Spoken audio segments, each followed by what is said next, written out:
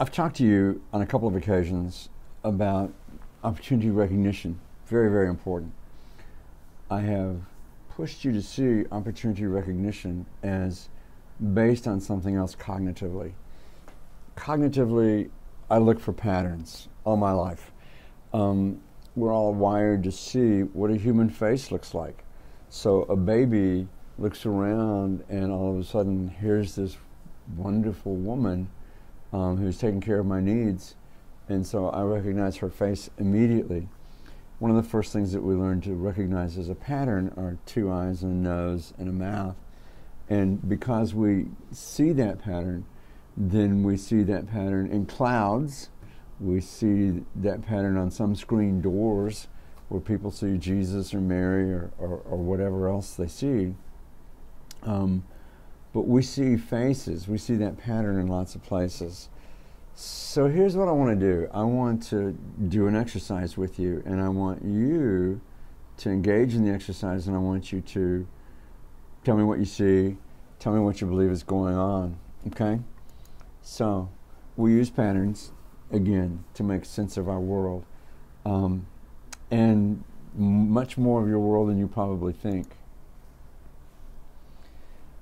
For those of you who are online, the clock tower is between our student union, and there's a massive patio out there, and then on the north side of that is the classroom building. So when students begin pouring out of the classroom building and others begin drifting out of the student union en masse, what is happening?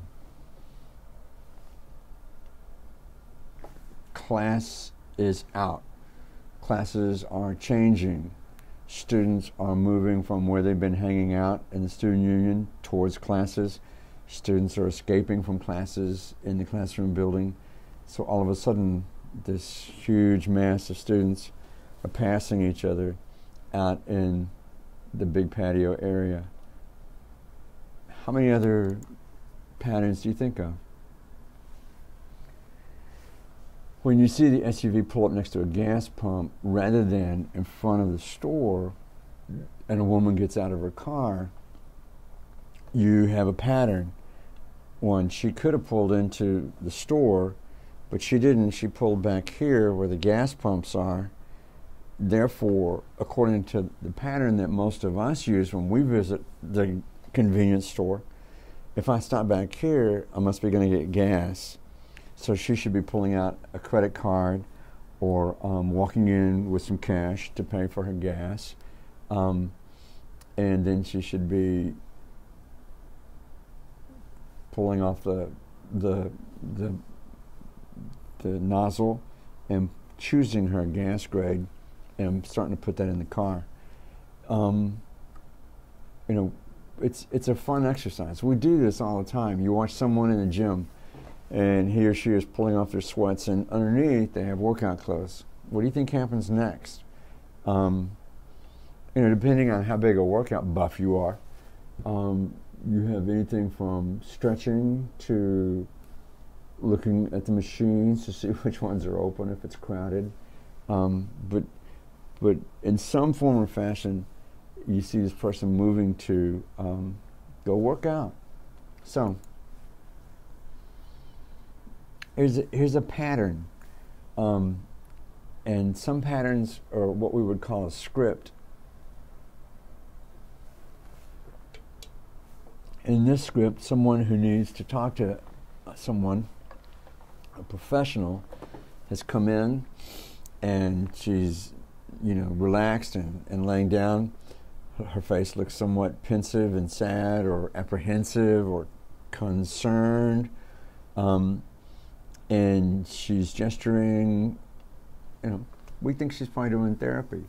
We think she's probably at a therapist, and that's who's holding the little notepad and pen, and that person is taking notes on what he or she is hearing as they listen to this patient.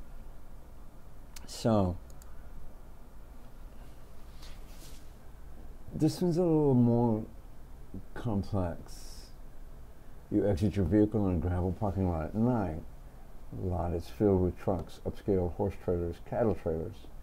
People are lugging saddles towards an arena. everyone is wearing Western clothing. Where do you think you are? You're probably not at a discotheque in downtown New York City. You're probably not at an airport. And what we do is we use the data.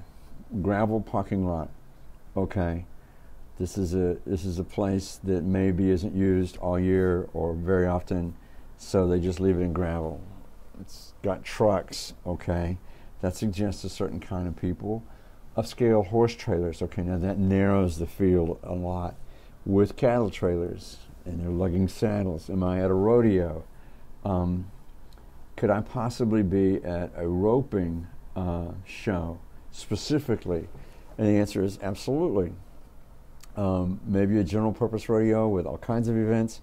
Maybe a roping and team roping show, because you would have both horses, upscale, a lot of investment in those horses and people on the road all the time. And you would also have cattle at a roping event. So, we're not sure if it's a rodeo and we're not sure if it's a roping event, but the pattern says we're moving in this direction. We're not moving in the direction of a science fair. We're not moving in the direction of a gun show. We're not moving in the direction of a cooking show. We're moving in this direction because of the points that we've connected on this. Great picture, don't you think? Take a look at the little guy. Now, is this a real picture? Did somebody take this photograph? Or was it photoshopped?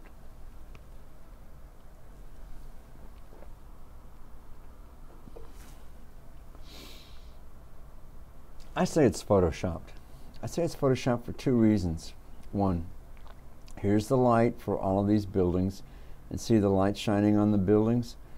The light in the picture appears to be coming from the sky and bouncing off all the buildings and going straight into the camera. However, on the little boy, the light appears to be coming from his back side. Now, he's got some from the front side, and that's well done, but he also has this light coming from the back side. Back side over on this side of his cape shouldn't be highlighted as much as it would be on the other side of his cape. But the more telling evidence is where he is. This is the Empire State Building. It appears to be Manhattan. And this little boy appears to be a little bit higher up than the Empire State Building, all at the top part of the TV mast. Now then, are there buildings slated to be built that high? Yes. Over the next 10 or 15 years, there's about 20 or 30 buildings that are all going up, and they're very, very tall buildings in New York. Will they have a really old chimney when they get to that height, and a place for a little boy to hop up with his tennis shoes and his cape? Probably not. So I'm thinking it's photoshopped.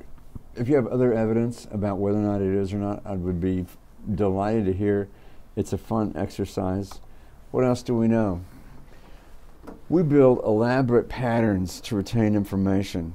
Now, so here's my thing for, am I in a rodeo parking lot? I have a pattern for parking lots. I can be in a parking lot. If it's like 2.5 cars in front of somebody's house, that's a small parking lot. If it's a huge circle driveway at a house or at a business, I have patterns for those. If it's at a mall, at a concert venue, at a sporting event, in all of those places, I have a pattern, and so I have a pattern for parking lots. Gravel parking lots, in my pattern, I'm thinking under construction, possibly, or country, possibly, or something that doesn't get used all that often. If you're going to pave it, you're going to use it a lot more. So that's interesting. So I have a pattern for parking lots. I also have a pattern for trailers. And so where do I see cheap horse trailers? I can see those at the auction every Monday, where people sell horses, some for meat, some for all kinds of purposes. But when it's a really high-end trailer, then that's a different set of people, and they have a different idea about how much they've invested in the horse and whether or not they're going to keep the horse. The next part of that that's really fascinating is what brings those kind of people together in that kind of a parking lot. So now I'm making connections from my two different kinds of patterns. Now I had another pattern where people are lugging sandals, and so this says people are participating in whatever's happening in the arena. I can see those people. Wow, does that make it local? Does that make it regional? Does that make it national? Where does that put this in the food chain of rodeo or roping events? And then I pull together, where do all those, what happens in the arena when all those come together? And I call that a rodeo, or I may call it a roping event. But the point that's really important is, I have these patterns and they're in different hierarchies, so we can access it in multiple ways. I have, a hierarchy for parking lots, small, bigger, bigger, bigger, or rural, more city, more city-centric, more central city. I have one for trailers, cheap trailers, nice trailers, upscale trailers. I have another one for cattle trailers, and really cheap trailer says they're going to market. Really nicer trailer says this guy probably rents these animals and wants to take care of them and uses them on a regular basis. And then I'm going to have straighter for how expensive are the saddles. Are the ropes really really tight for weave and very solid for roping events? Are the ropes inside of hat boxes? Because if they're inside of hat boxes, that boy's got a lot invested in that rope, and he wants to take really great care of it. So the patterns and everything else that we work with are all there. You're sitting in a classroom and you're watching this PowerPoint, and the professor starts to unpack board games. This is the fun part. If you want to go online and go find a German game called Labyrinth, Labyrintth, and when you find it, it costs like $4. But if you want to play Labyrinth, you'll find that you're moving all these pieces, and literally the pieces are themselves like a labyrinth, and you're trying to connect parts of the labyrinth in order for you to find treasures that are on there. I guarantee you, if you have 8-year-old children, it's one of the most wonderful games in the world. I guarantee you as well that if you want to see how sharp you are at pattern recognition, then play the computer or find some other people and play them in order to make the game go and to make it interesting and intriguing for you. Why is that so important? Well, here's an opportunity. Here's an idea.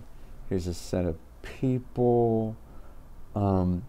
Here's whether or not they own the idea. Here's whether or not they've got somebody who will buy their idea, and a lot of somebodies who will buy their idea.